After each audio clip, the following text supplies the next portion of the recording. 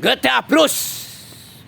Itulah suara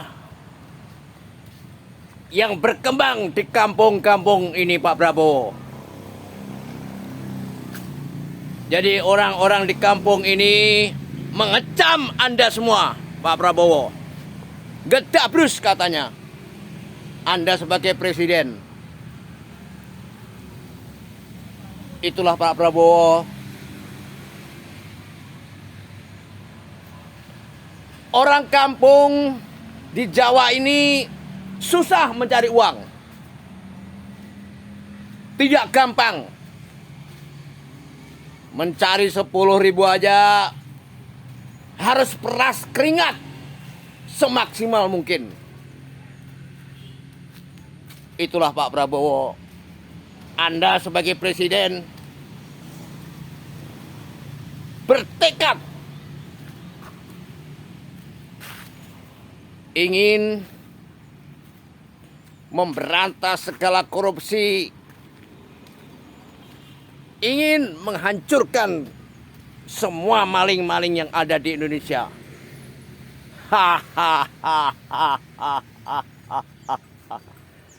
Terlalu, Pak, ya.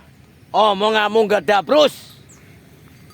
Orang kampung pelosok begini tidak percaya lagi. Tidak percaya lagi dengan apa yang kau bicarakan.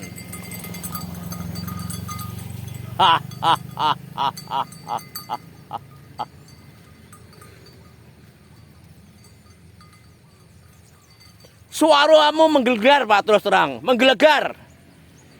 Di pelosok negeri ini, ya. Menggelegar terus terang.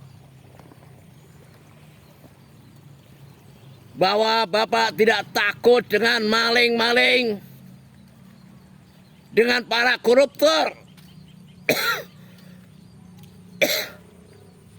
yang telah mencuri uang rakyat. Itulah yang terdengar. Tapi itu semua orang kampung bilang, "Hah, gedabrus. Gedabrus."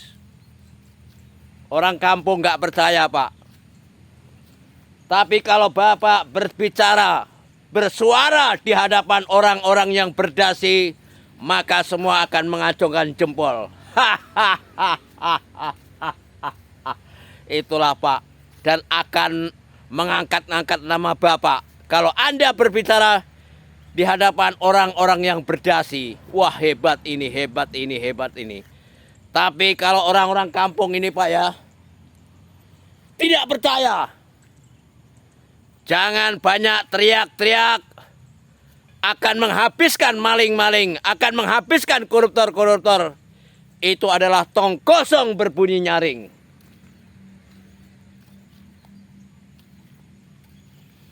Bapak seharusnya meniru gaya Pak Jokowi, ya.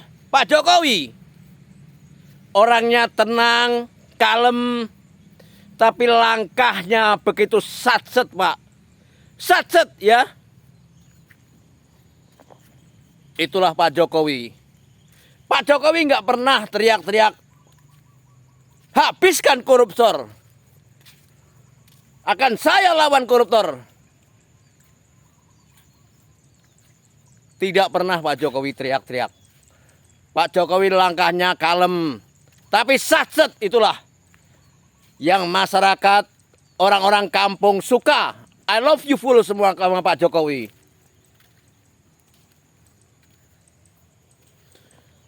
Pak Jokowi sudah berkali-kali, ya, bilang sama Ketua DPR, segera sahkan undang-undang perampasan aset. Berkali-kali Pak Jokowi ke Mbak Puan. Tapi apa? Tidak digubris, Pak. Inilah langkah yang hebat. Bukan koar-koar, ya, mengumbar janji. Bukan itu. Karena penyakitnya Indonesia udah parah, Pak. Parah. Jadi salah satu kunci utama adalah di undang-undang perampasan aset. Itu, Pak. Kalau saya membaca Pak Jokowi gagal, untuk mengesahkan undang-undang perampasan aset, saya memaklumi. Memaklumi. Karena Pak Jokowi hanya orang biasa. Ya, orang biasa.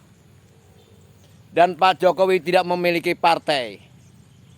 Makanya Pak Jokowi sering bilang ke Mbak Puan berkali-kali, segera sahkan undang-undang perampasan aset.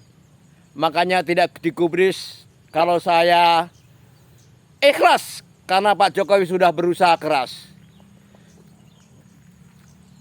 Tapi kalau Pak Prabowo tidak bisa mengesahkan undang-undang perampasan aset, itu sungguh terlalu. Terlalu, Pak.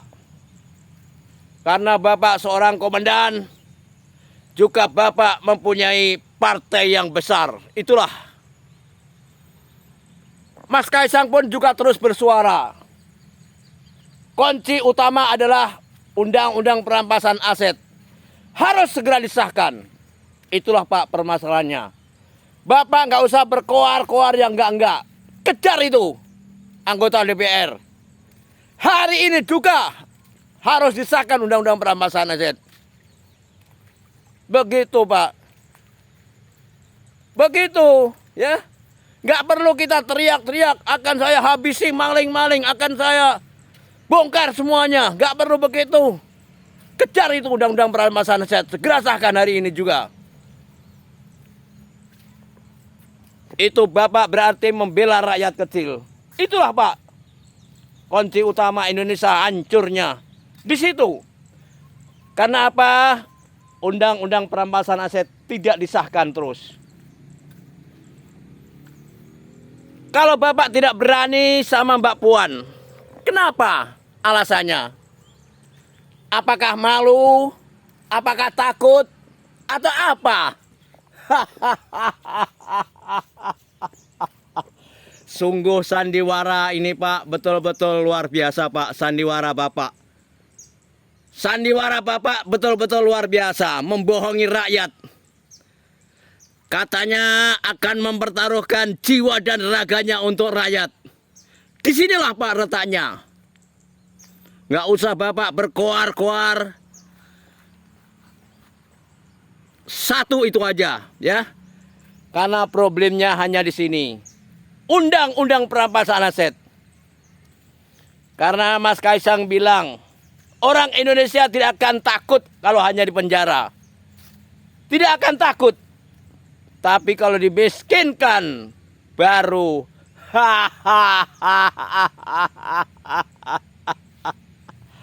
alah Pak, wes. Percuma ya. Bapak teriak-teriak percuma. Akan menghabiskan maling-maling. Percuma omong kosong itu, membohongi rakyat itu. Kalau Bapak betul-betul membela rakyat, undang-undang perampasan aset sahkan hari ini juga. Datangi Mbak Puan, Ketua DPR. Baru itu namanya presiden terhebat di Indonesia. Kalau Pak Jokowi, ya, Pak,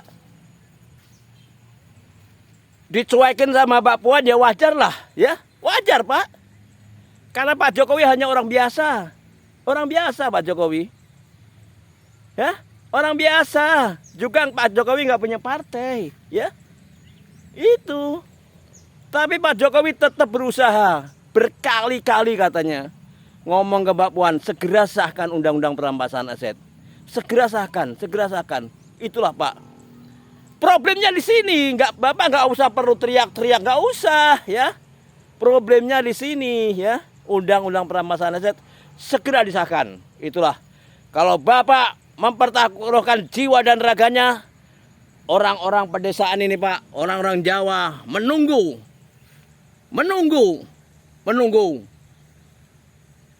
Kerja keras dari Bapak. Berani apa tidak? Hanya itu, Pak. Suara dari orang kampung pelosok negeri ini saya hanya menyampaikan. Ini obrolan di warung kopi semua begitu. Mentertawakan Bapak, teriak-teriak akan menghampiskan maling-maling. Diketawain Pak sama orang-orang warung kopi. Semua tertawa. Hahaha.